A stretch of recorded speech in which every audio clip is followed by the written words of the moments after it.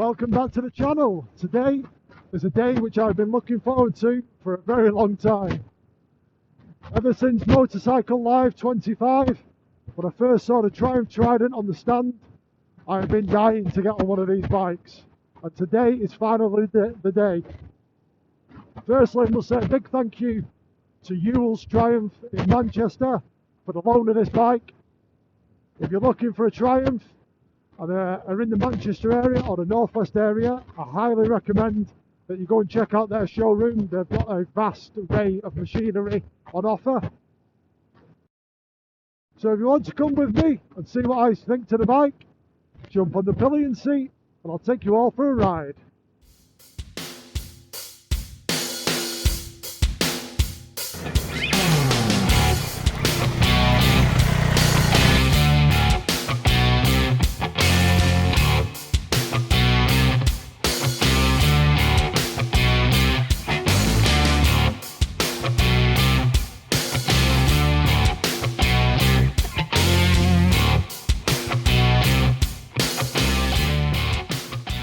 The engine is a 798cc triple with 113 brake horsepower and 84 newton meters of torque. The exhaust is a 3-into-1 single-sided system.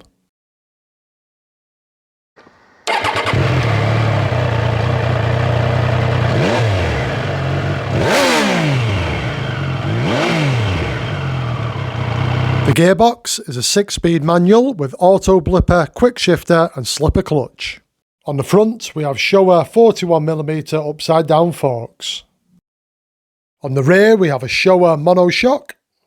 Front brakes are a 310mm disc with 4 pot calipers. Rear brakes are a 220mm disc with a single pot caliper. Fuel tank capacity is 14 litres. Front headlights and indicators are LED. The rear indicators and the rear lights are also LED. Seat height is 810mm. On the left we've got the indicators, the mode button, the horn, the toggle switches, the heated grips and the cruise control. On the right hand side you've got the start button and the hazards. The dashboard gives you all the usual information: speed, revs, gear indicator, time, date. There are menus to scroll through to select your rider mode and change settings to your personal preference. The front wheel is a cast aluminium 5-spoke, 17-inch diameter. The rear wheel is again a 17-inch 5-spoke cast aluminium. The bike is running Michelin Road 6 tyres. The bike has a tubular steel perimeter frame with a twin-sided swing arm and weighs 186 kg.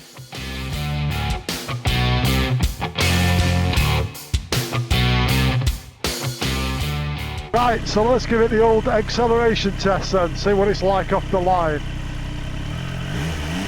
There we go.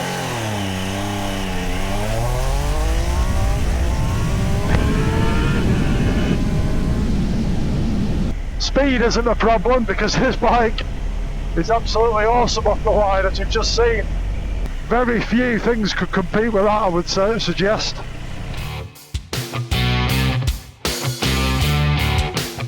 Let's see what it's like on the motorway then, with the wind, etc. Oh, acceleration's no issue, we know that. Now I'm at 70 miles an hour. I can feel wind on the chest area there, like the pressure of the wind. But I've not got any buffeting around the head. Feels quite comfortable actually. I do think that little fairing on the front of the little screen, just direct the air slightly and make a little bit of a difference. But I could live with this, you know. So something which I've just used on the motorway before hitting all this traffic, I gave the cruise control a try. One button, press it on, and away you go. Seamless. Really good, really like that.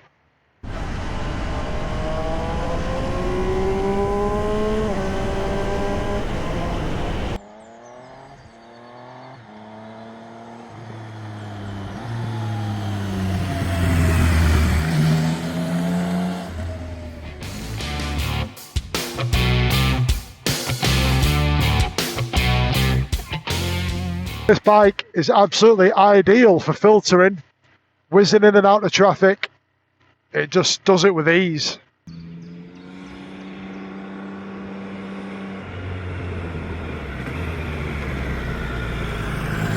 Anybody who buys one of these bikes will not be disappointed, I guarantee that. This is one of the sweetest handling bikes straight out of the box which I've ever ridden. And the looks of the bike, for me, I think this is a cool looking bike. And then adding the sound, well, the sound for me has got to be one of the best sounding bikes on the market.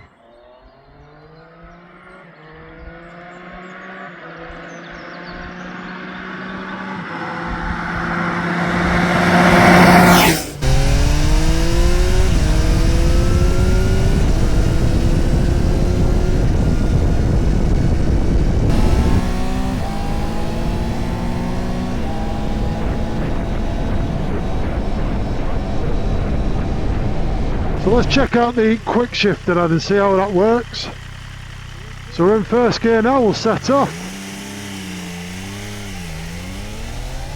Second, third, fourth, fifth, sixth. Well, that is absolutely crisp and precise. I cannot fall out one bit. And now for the auto blipper. We're in sixth, down to fifth, fourth, third, second, and then all the way down to first gear. Not an issue at all. Absolutely precise again going down the box.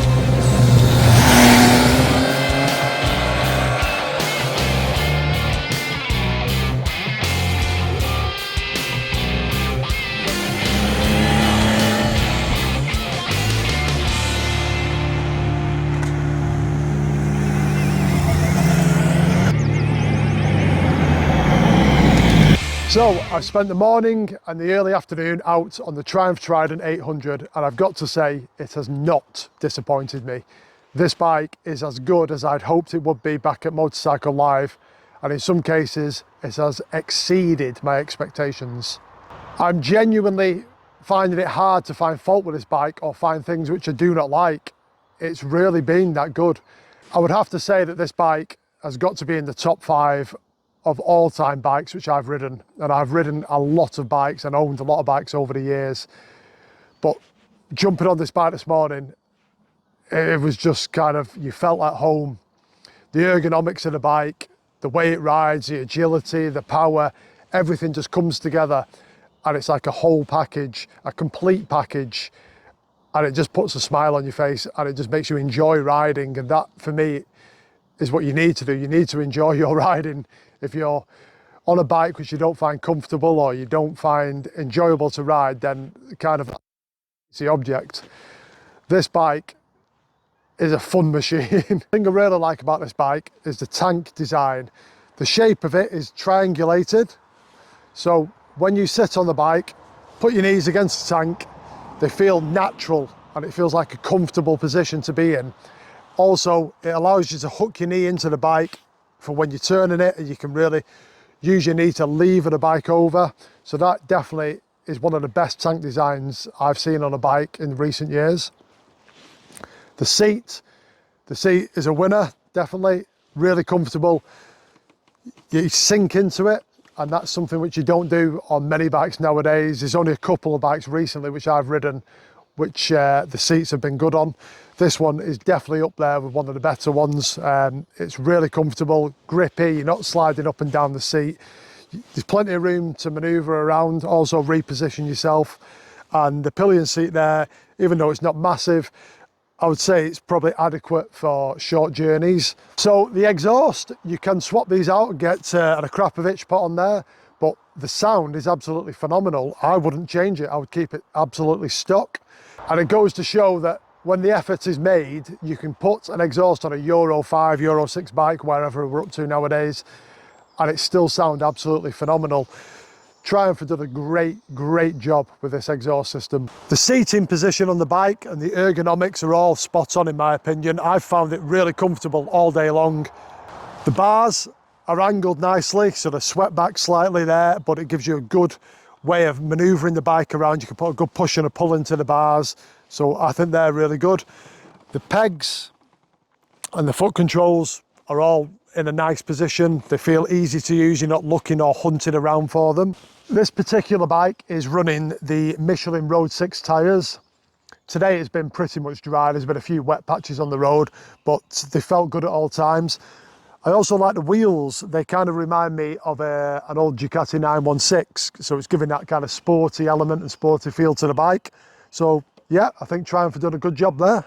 One thing I really like about the Trident 800 is the rear seat light and the cowling around the rear seat.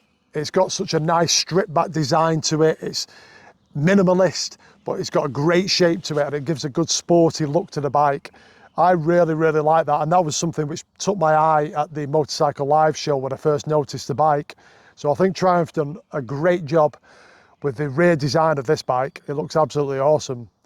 I also like the indicators on the bike, the rear indicators here, nice and small but really bright. They're a big step up from most manufacturers who still put the big bulky things on. I think they're an absolute winner, and I think they look great.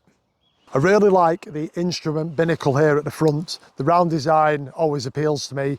I really love the rev counter which goes across the top. I think that's a great touch. I like that you can modify the menus and remove things which you don't need to see every day of the week, like your service things coming up, and just strip it back to the bare essentials, what you need, like your gear indicator, your speed, your time, that kind of thing. So that is definitely a winner in my eyes.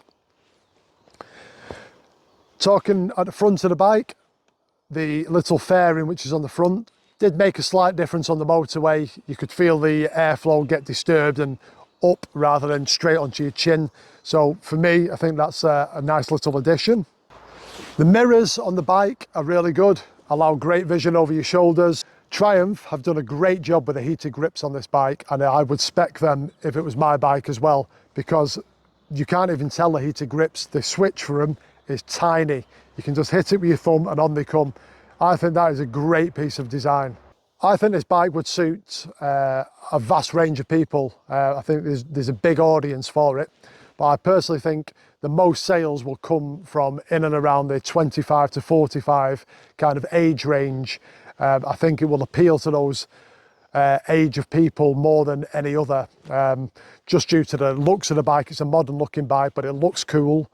And then obviously the performance element of the bike would appeal to a slightly older rider in the 30s or early 40s.